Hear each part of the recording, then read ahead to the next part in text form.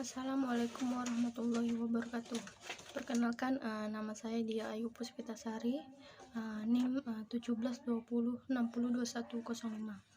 Baiklah, di sini saya akan memaparkan tugas ujian komprehensif tentang hafalan surat dan Baiklah, di sini ada 5 soal. Yang pertama yaitu apakah arti la ilaha illallah dan apa tujuan manusia itu menurut Al-Quran. Dan contohnya, la ilaha illallah itu adalah yang artinya tiada Tuhan atau ilah atau sembahan kecuali Allah. La ilaha illallah ini merupakan tauhid. Semua muslim itu hendaknya senantiasa meyakini tauhid tersebut, yang salah satunya itu la ilaha illallah, tanpa adanya keraguan. Mereka harus jujur dan ikhlas meyakini kalimat la ilaha illallah itu yang merupakan fondasi dari agama Islam. Hidup itu, menurut Al-Quran itu, Allah menciptakan manusia itu bukan tanpa tujuan. Tujuan manusia itu hidup di dunia itu antara lain untuk beribadah kepada Allah dan berbuat baik pada sesama, merawat lingkungan, untuk menuntun manusia dalam kehidupan di bumi ini.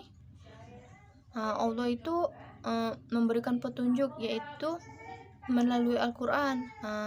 Ada beberapa. Pertama itu menyembah Allah.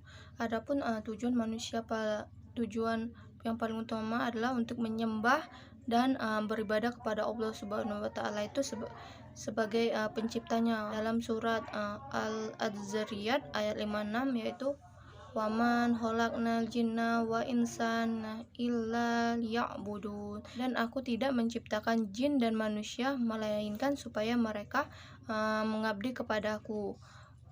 Jadi manusia itu harus mengabdi atau menyembah kepada Allah sebagai Maha Pencipta semua alam, semua jagat alam semesta. Yang kedua itu menjalankan perannya sebagai khalifah.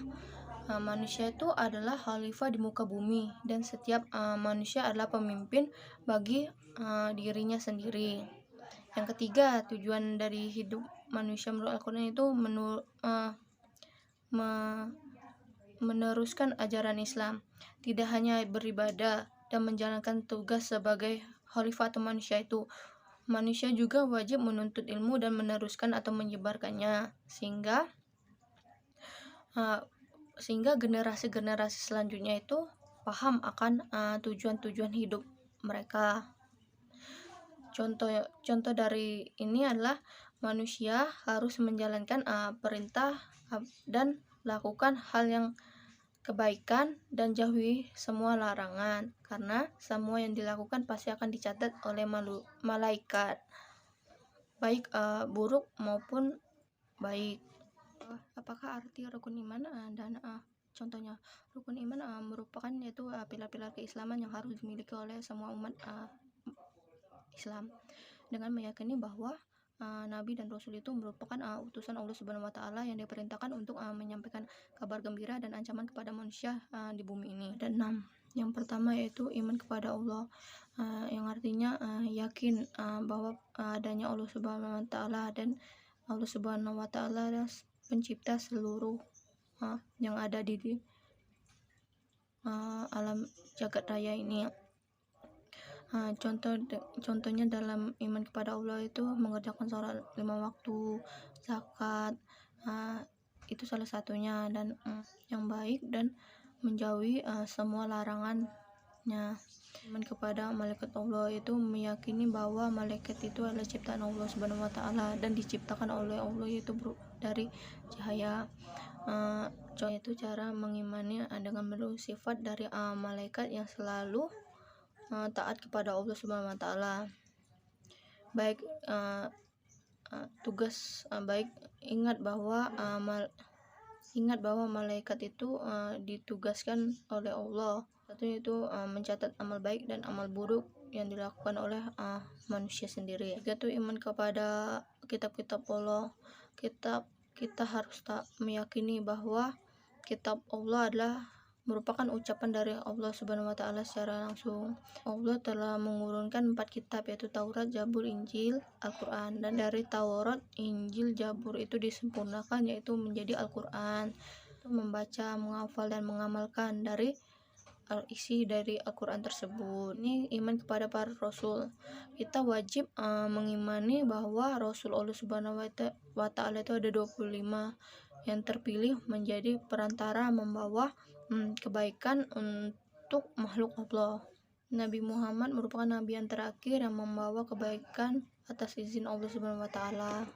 Contohnya itu rajin membaca sholawat Nabi, lebih sering lebih baik, mungkin bisa setiap hari sehari, menjalankan sunnah dan Rasul dan menjalankan kebaikan dari Rasul sendiri dan meniru sifat-sifat baik dari 25 Rasul tersebut.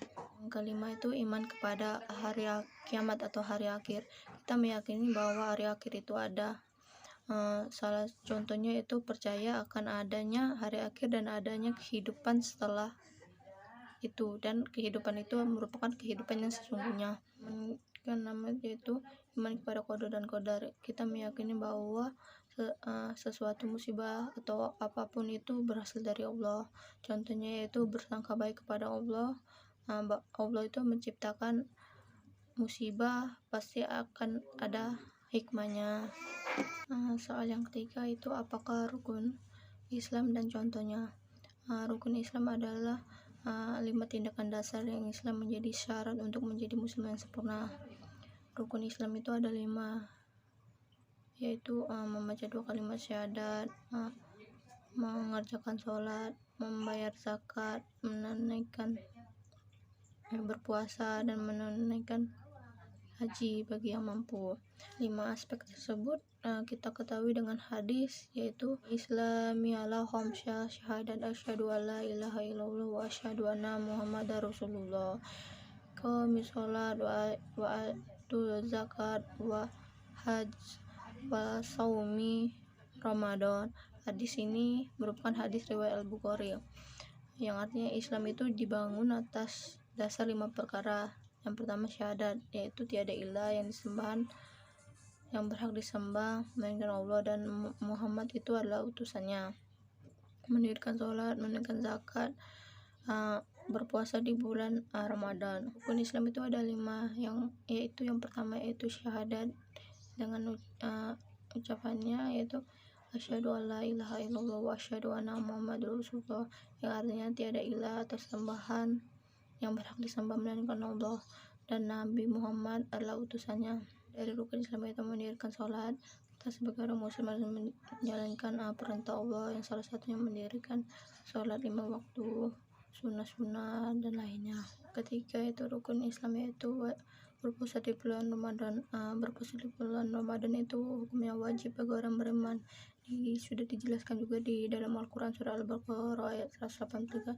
Ya ayyuhallazina amanu kutiba alaikumusyyam kama kutiba alal ladzina min qablikum la'allakum tattaqun. Yang artinya, wahai orang-orang yang beriman, diwajibkan atas kamu berpuasa sebagaimana yang diwajibkan atas orang sebelum kamu agar kamu beruntung. Itu menunaikan zakat. Sudah dijelaskan juga di dalam surat Al-Baqarah ayat 43. Wa aqimu sholat wa atu zakat wa arkiqahu maha rokihin, yang artinya itu dan dirikanlah sholat serta tunaikanlah zakat dan rukulah bersama orang-orang yang ruku. Dan menunaikan zakat ini merupakan rukun Islam yang keempat. Dan yang terakhir itu menunaikan haji bagi yang mampu. Menunaikan haji ini bagi orang yang mampu sendiri merupakan kiblat seluruh umat muslim di penjuru dunia. Tempat berkumpul-kumpulnya untuk beribadah itu umat Islam itu di Mekah. Yaitu bagaimanakah pergaulan antara laki-laki dan perempuan. Dan contohnya Islam itu menetapkan batasan antara laki-laki dan perempuan. Jika semua pihak itu mengabaikan tuntunan yang ada dalam Islam, maka akan terjadi sebuah pergaulan bebas yang menyebabkan rusaknya lingkungan masyarakat tersebut. Ini terjadi saat laki-laki tidak menjaga pandangannya dan tidak dapat meredam nafsunya, dan sebagai wanita juga harus menutup aurat dan jangan berpergian dengan yang bukan mahramnya, karena akan menyebabkan fitnah atau zina, yaitu seorang wanita ingin pergi keluar rumah tetapi tidak boleh karena berpergiannya sendirian, dan kalau mau pergi yaitu dengan mahramnya, karena untuk menghindari prasangka buruk atau fitnah dan zina. Soal yang kelima yaitu bagaimanakah praktik sholat jenazah. Sholat jenazah ini memiliki rukun sholat jenazah, yaitu pertama niat, yang kedua berdiri bagi yang mampu, yang ketiga ini memiliki 4 takbir, yang keempat mengangkat tangan saat takbir pertama, yang kedua membaca Al-Fatihah, yang ketiga membaca sholat Nabi, yang ketiga berdoa untuk jenazah, dan selanjutnya salam. Yang pertama tata caranya yaitu membaca niat, yang niatnya seperti usolli ala hazal maiti arba'at takbiratin fardol kifayati ma'muman lillahi ta'ala. Itu lalu mengangkat tangan dan mengucapkan Allahu Akbar, dengan dilanjutkan membaca surah Al-Fatihah. Ketika sudah membaca surah Al-Fatihah, mengangkat tangan lagi, mengucapkan takbir yang kedua yaitu Allahu Akbar, membaca sholat Nabi. Ketika sudah selesai, mengangkat tangan, membaca untuk takbir yang ketiga Allahu Akbar, membaca doa untuk jenazah, dan yang takbir yang terakhir yaitu takbir yang keempat, mengucapkan Allahu Akbar dengan dilanjutkan membaca doa jenazah, dan yang terakhir mengucapkan salam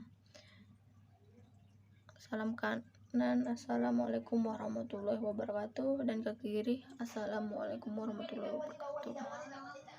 Perbedaan bacaan sholat jenazah antara perempuan dan